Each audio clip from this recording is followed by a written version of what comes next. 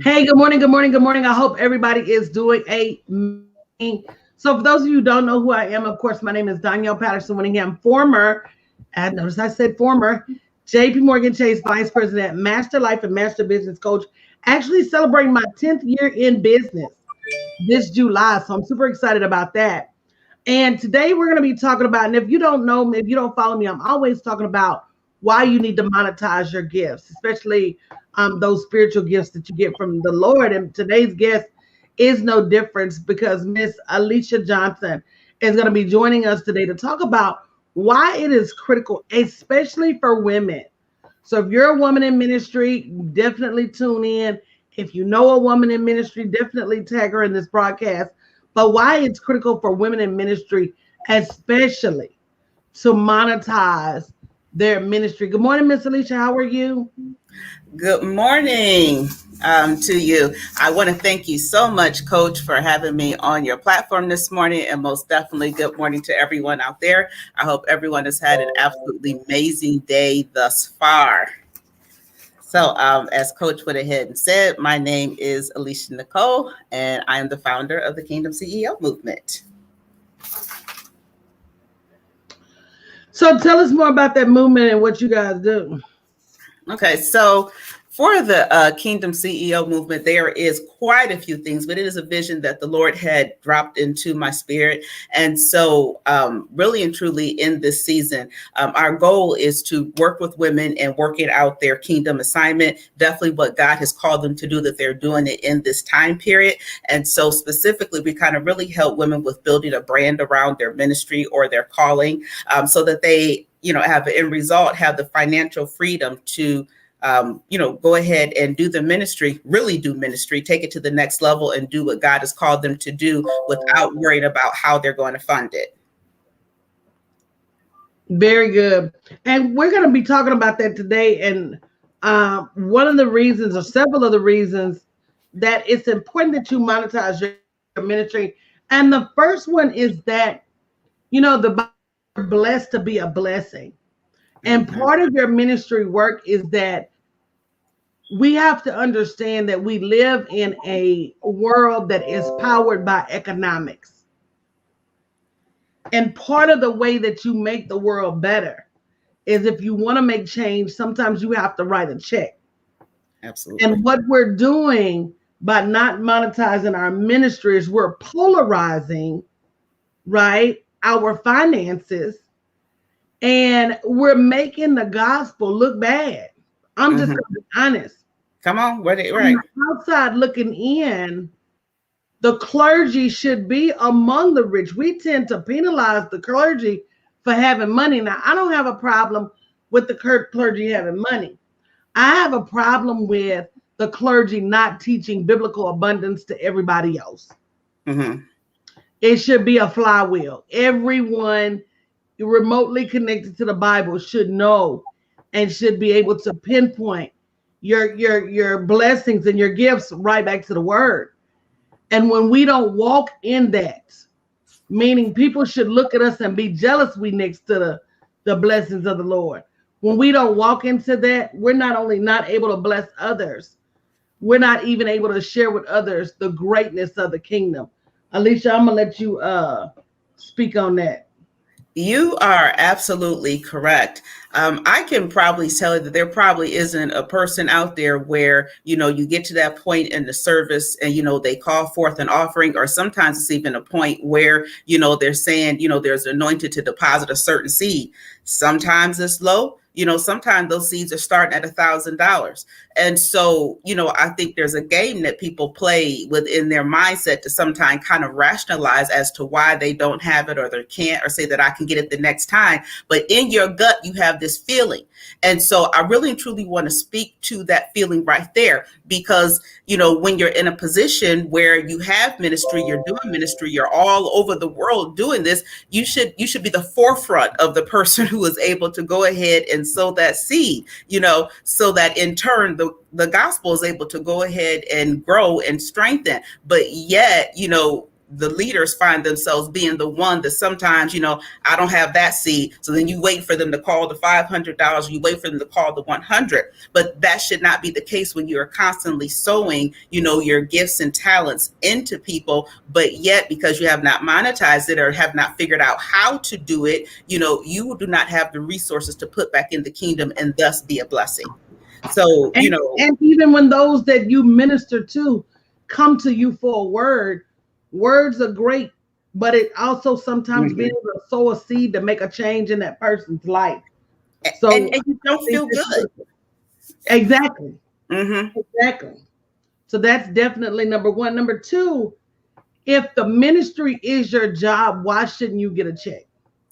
Absolutely. And I think so many people are torn in that area, because it's like, if you are a senior pastor, they might feel like, it's okay, but even half of them work.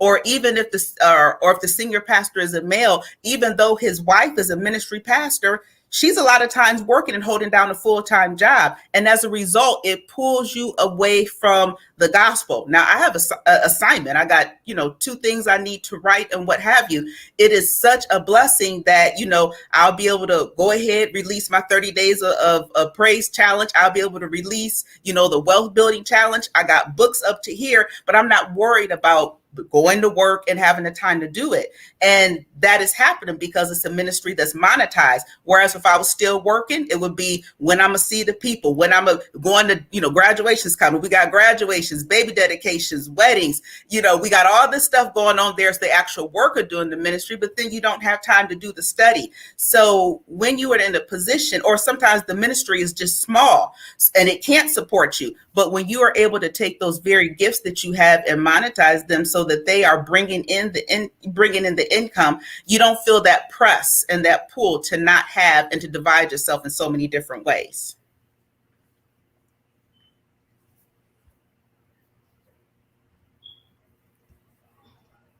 That's good there.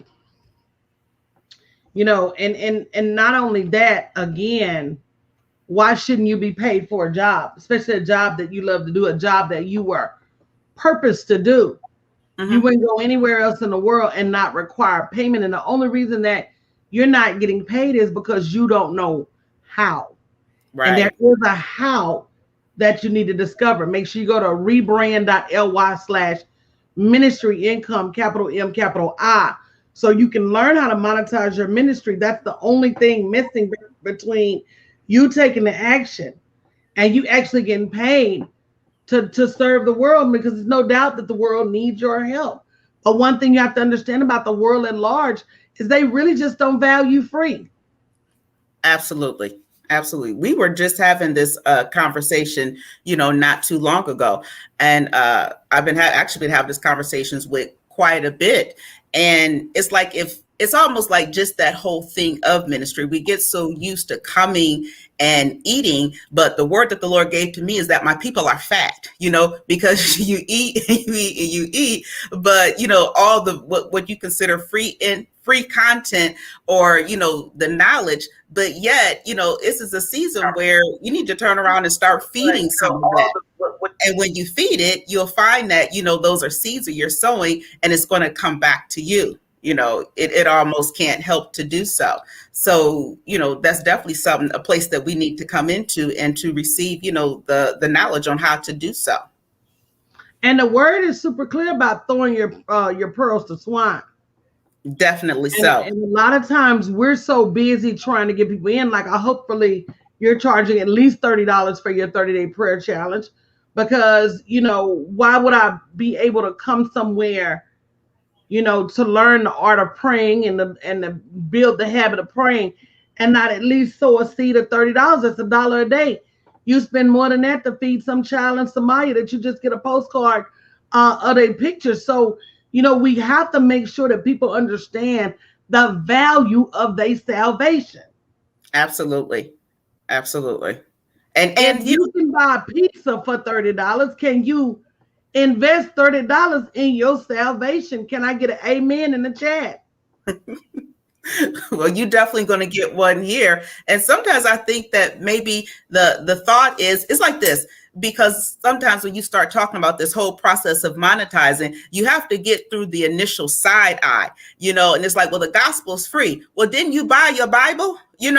Somebody might have gave you one at Right. baptism, but you buy the Bible. Those little books we have on Sunday school, the teacher, the church has to buy them.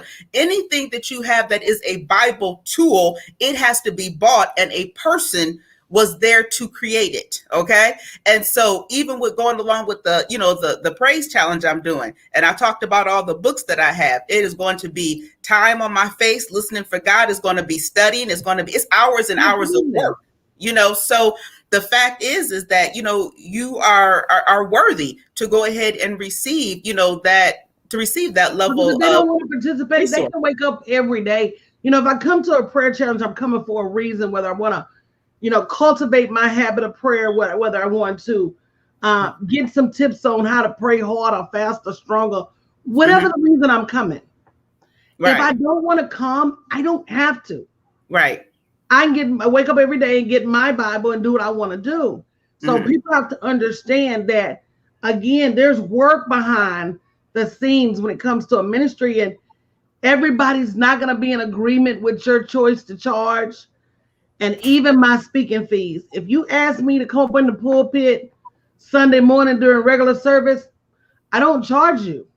I'm going to sell some books after and some workbooks after, but I'm not going to charge the church. But if you ask me to come for a conference or a Woman's Day session or a special event, and I am going to charge too. I'm going to charge you. And it's like it really and truly does a disservice when you don't have the other things. I have not done a workshop yet where people have not said afterwards, I enjoyed this. How can I get more from you? How can I get in touch with you? And in those early days before it was monetized, they was asking for my notes. So people are hungry and they are wanting what God has put inside of you. And so you can't service all these people one-to-one. And initially I used to give people my phone number. You know how much time I spent and how draining that was and how time consuming. And it's not, I had a family and everything else. So, this is God gives wisdom in all different levels. It literally and truly, positions, each person with a call in their life so that they can serve more people, but yet they'll have, the resources to continue to serve on a much greater level. So absolutely. And then, so we have to also understand that there is a distinct difference between ministry and your brand. T.D. Jakes understands it. Right. Joel Osteen, Victoria Osteen, they understand it. Joyce Myers understands it. If you need to learn how to understand the difference, go to rebrand.ly/ministry income with a capital M and a capital I, so you can learn there is a distinct difference. So that when people are running their mouth about whether you should or should not get paid, you're able to educate them on not only why you're getting paid, but the fact that sometimes your vocation is your occupation. And I'm just going to be honest, ladies, y'all have a bigger problem with this than the men in the church. Yes. Because the men in the music ministry, they expect a check. The men in the pulpit, they expect a check. The associate pastor expects a check. The pastor expects a check. You ain't far off some of them deacons and treasurers and board members expecting a check. So why not you? Because you so godly, girl. It's like you absolutely right, Coach, especially, as women. It's almost like maybe we seen, positions or we deem things that maybe we feel, is worthy. But quite frankly, a minister of music, that's a musician and that's a gift. So why is it that his gift is in a position as to something, that he can brand and he can take on national stages and do all kind of other things for, but yours is not, the things that God has put on the inside of you is just as much something that's valuable and just as much as needed, that's out here. So there definitely has to be a lot of mindset work. And those are some of the things that, we're going to do. I have a specific course that I'm completely laying out on, distinguishing your kingdom brand from Bible brand, being that kingdom CEO. So most definitely you need to go to rebrand.ly/ministry income. So, we can get on the phone, have that call and have that discussion and see what it's going to take your ministry to the next level. And not only that, understanding that you have to learn in order to treat others, in order to teach others. Maya Angelou says, you teach people how to treat you. I say you teach people how to pay you. Come on now. Sometimes you guys are so flattered that somebody asks you to drive all the way across the country, get up in the pulpit and lay people out with blessings, sit in the back and eat a chicken dinner with barely enough gas money to get home. You're so flattered that you forget about the finances. You forget about the people you're going to bless. You forget about even your own homes and your own livelihood, and make no mistake about it, you are stealing from yourself when you take money out of your household to build your ministry instead of building a community, building a ministry community that will support you while you support them spiritually. It is quid pro quo. It is work for work. Absolutely. I don't think that I could have, said it. I could have said it absolutely differently. I think that sometimes we come from a position that maybe some people think that that portion isn't available to me. But I think that it most definitely is so. Probably to do anything less would be tearing pages out of, the Bible. And then on the flip side, we could probably release some of those grudges that we held, or they wouldn't even have to be, if we would stop being that position of going all over the country and, doing all the work. But, I think one time, not only did I do the workshop and taught everything business, then the night service came and preached to the service underneath. But that was on me to say what level I had to serve a ticket for each one. But that wasn't the wisdom that I had at the time. So then, where does that leave? A person ends up being frustrated, talking about the difference. And here's the big thing. The person that does put a price tag on the ticket, they pay them. All right. They pay them. They'll charge you for their jet fuel. OK, so you have to be in a position where you get the understanding of even how to set your prices, when it's appropriate, and so that's all the things that, I help the clients that, that I mentor. So, rebrand.ly/ministry income. You really and truly have to do that mindset work to know that it is okay, for you to go ahead and charge for your additional work that you're doing, especially when it comes to outside of that Sunday morning service. Many people do have it, just like Coach has said, and we do not give them the side eye at all. But it's hard for us to understand that that's something that we deserve. Absolutely. And deserve is the right word. And it not just deserve, but set aside for us. Yes. Not just deserve, but purpose to us. Not just deserve, but be spoke to us. And we need to stop turning it down. I've never seen so many women with so many gifts and so many talents turning money down. Yeah, that's not going to get you into heaven faster. You think broke going to get you? Come on now. That's why this broadcast stop preaching broke. I think it's I think it's like a false sense of humility, like to say, like, oh, I'm just a servant and that's not what I'm going to do. But here's the kicker is that we praying. We praying for finances. God, I just need to send the people in and I just need the money and I just need to do so and so. But yet, you have everything that you need to go ahead and do so. It is no different than what he said to Moses. It's absolutely all the way there in your hand. And then some of you have help. I was that help. For a person, a ministry leader years and years ago. And in that process, whatever direction they said, I was ready to do so. I thought about it later. It was like, if I would have had how much money I would have charged to have this. So you have the help, You have the gifts and talents. You just need the strategy to say, this is how I take it and grow it.